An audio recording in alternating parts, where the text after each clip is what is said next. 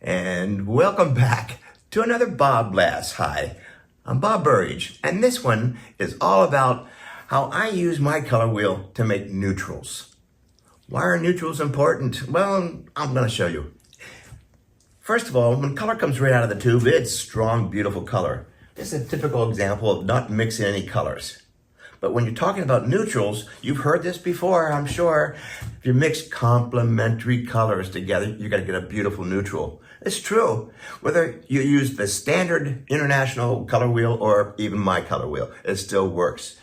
What that means is two colors opposite to each other on the color wheel. It really does work. You mix them all up, and add a whole lot of white to it, and maybe a little bit of black if you want to, and bam!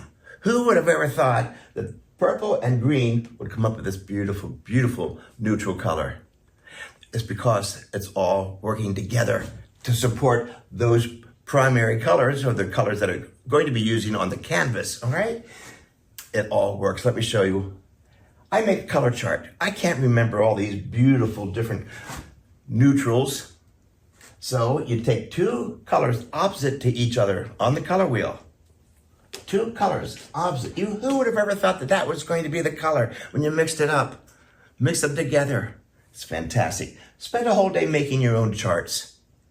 You'll find out about neutrals. Look at this one. Here's all neutrals. This is made up of black, white, a little bit of pink, and of course green and purple. There's your green and purple mixed up. And they all work together because it's from the same family. You know, that's how you do that part. So neutrals, normally, neutrals is take two complementary colors. How about green and red? Mix them together, you're gonna get, add a whole lot of white to it. And look at this beautiful, beautiful color. Keep adding more white, keep adding more white. And then even in my color wheel, opposites. Here's blue and yellow, blue and yellow. Pay no attention to the dial here. It's blue and yellow. Mix blue and yellow, you get this beautiful green with a whole lot of white in it. It's just real natural looking. It's not gauche color coming right at you. Here's a good example over here is taking blue and yellow, mixing it with a lot of white and a little bit of black in there. That's the background color. And then after that dries, then you put in the raw colors, the blue and the yellow, and it just all comes together. Look at all the different values of yellows and all the different values of the blue, including the black. All the different values. You can pull the whole thing together. You don't need all those colors to make it a strong, powerful graphic painting. Let me show you how I mix my own colors using my color wheel to make a neutral.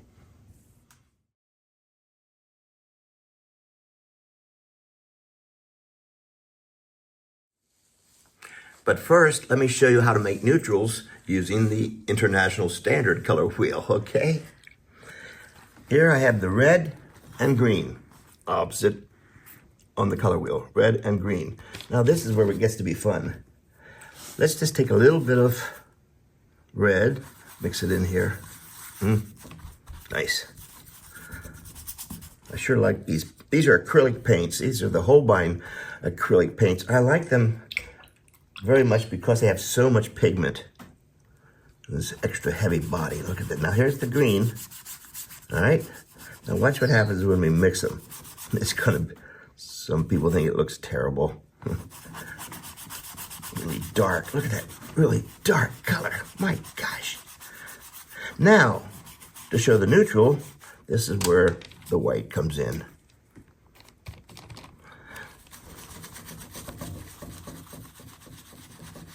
This is the world's fastest course on how to make neutrals. It's a beautiful color.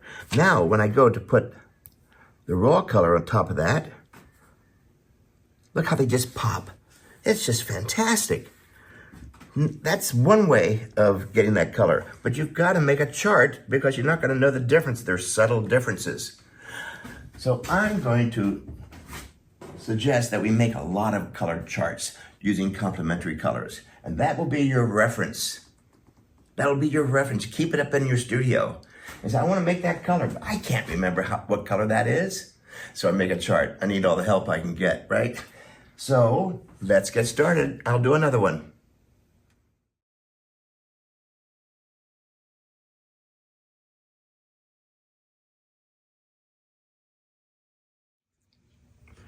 So here's the color from my color chart that I'm looking for. Kind of a nice, beautiful, greenish, gray color-ish. All right. Again, making it neutral. So I use the color orangish, a little bit of a blue, and here we go. Mixing it all up. Take a big dollop of that, big dollop of this. Add more water to it. Nice dark green, actually. It's a beautiful color, but that's not the color I'm going for, right? I'm going for some white, lots of white.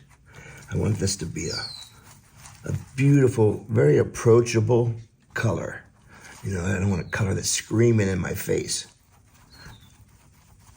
This is the background color. Look at that beautiful color now. Lots of mixing. So now I've matched the color that I'm looking for. And if I want it to be a slightly different, add a little bit more orange in there. Look at that. So you can get it to where you want it to be. Another beautiful color.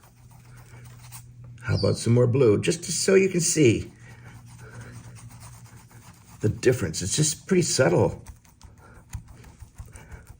but it makes a big difference. A little bit of paint, a little bit of good paint, which means it has a lot of pigment. It doesn't break apart when you add more water to it. Look at that color. Now, the point being is that after this dries, when I put this color on top of this and this color on top of this, it all holds together. It's fantastic. It's like a family. And it's all different colors, but all works. Let me show you one more thing on the wall.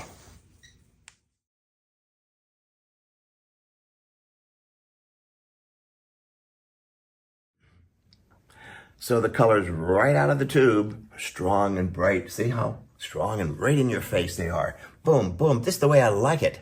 But then if I want to be more whispering, you put complementary colors, working with complementary colors, and it kind of whispers. Look at the difference. You know, one is screaming at you, and one is a nice, gentle, peaceful, something I think we all could go for right now. But that's the whole point. Again, down here in this one too, it's the same thing. The overall colors all blended together. Add a lot of white to it, maybe some black if you want, and until you get to the color you're absolutely looking forward to. So remember, neutrals or right out of the tube. I'll see you on the next BobBlast.